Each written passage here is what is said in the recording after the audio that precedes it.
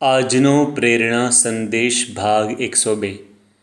વર્ષો પૂર્વે જાપાનના યોકુત્સુકી ગામમાં એક નાનકડા ઘરમાં પતિ પત્ની રહેતા હતા।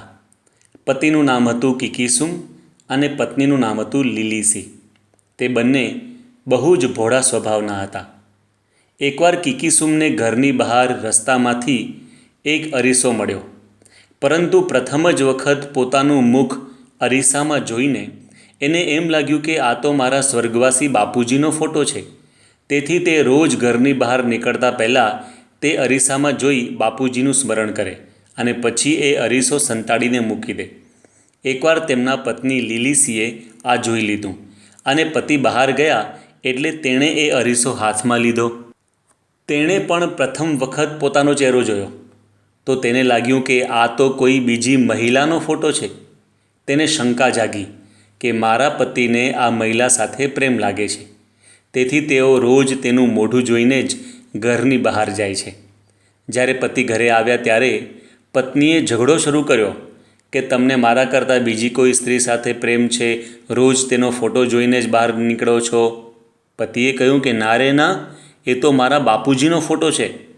આ મુદ્દા પર બંને ખૂબ ઝઘડ્યા અને ગામના એક નાનકડા મંદિરના પૂજારી પાસે ગયા અને અરીસો બતાવીને કહ્યું કે તમે જ કહો કે આ મારા પિતાજીનો ફોટો છે કે કોઈ મહિલાનો ફોટો છે।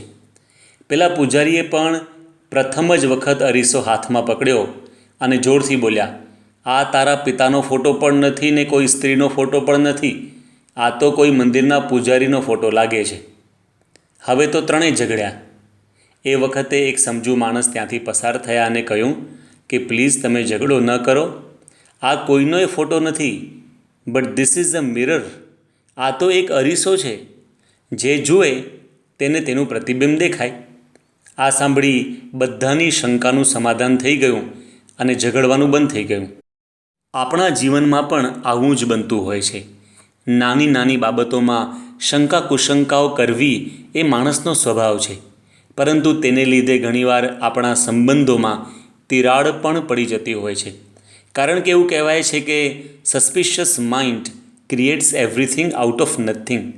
એટલે કે કાંઈ પણ ન હોય છતાં શંકાશીલ મન તેમાંથી બધું જ બનાવી શકતું હોય છે। એટલે કે જ્યારે કોઈ માણસ પર શંકા જાય તો એની સામાન્ય ક્રિયામાં, વાણીમાં અને રીતભાતમાં પણ આપણે કંઈક જુદું જ વિચારતા હોઈએ છીએ। નાનપણમાં સાંભળેલી એક વાર્તા સૌને યાદ હશે કે એક બહેને ઘરમાં નોળિયો પાડ્યો હતો। તે બાઈ કૂએ પાણી ભરવા ગઈ, ઘરમાં સાપ આવ્યો। નવજાત શિશુને તે ડંખ ન મારે તેથી નોળિયા અને સાપનું યુદ્ધ થયું। નોળિયાએ સાપને મારી નાખ્યો। પેલી બાઈ ઘરે આવી, દરવાજે બેઠેલા નોળિયાના શરીર પર લોહી જોઈને શંકા ગઈ કે એણે મારા પુત્રને મારી નાખ્યો હશે। તેથી પાણી ભરેલી ગાગર એ નોળિયા પર નાખી નોળિયાને મારી નાખ્યો।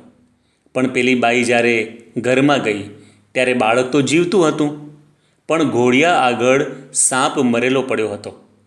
આ જોઈને બાઈને ખૂબ દુઃખ થયું કે મારા પુત્રનો જીવ બચાવનાર નોળિયો હતો ને મેં તેને જ મારી નાખ્યો।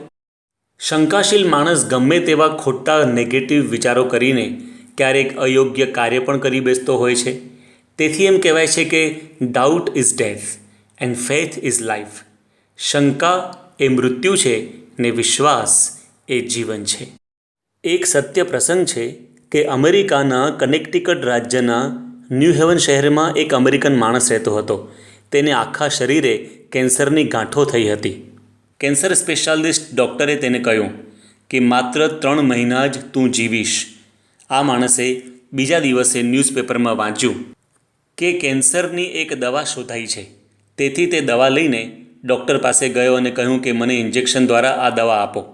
ડૉક્ટરે કહ્યું કે આવી તો બહુ જાહેરાતો આવે છે, માટે આ દવા અસર નહીં કરે। છતાં પેલા દર્દીને એ દવામાં વિશ્વાસ હતો। તેના આગ્રહથી ડૉક્ટરે તેને તે ઇન્જેક્શન આપ્યું। અઠવાડિયા સુધી રોજ આ ઇન્જેક્શન દ્વારા તેણે દવા લીધી અને ખરેખર એના શરીરની બધી જ કેન્સરની ગાંઠો ઓગળી ગઈ। આ વાતને 5 વર્ષ વીતી ગયા। તે માણસને શરીરમાં કોઈ પણ પ્રકારની તકલીફ ન રહી, પરંતુ 5 વર્ષ પછી એણે ન્યૂઝપેપરમાં વાંચ્યું કે જે દવા એણે લીધી હતી તે ખોટી હતી અને તે દવા બનાવનાર ફાર્માસ્યુટિકલ કંપની પણ ફ્રોડ હતી. આવું વાંચીને આ માણસના મનમાં શંકાઓ ઉત્પન્ન થઈ અને પુનઃ શરીરમાં કેન્સરની ગાંઠો ઉપસી આવી અને તે માણસ અઠવાડિયામાં જ મરી ગયો.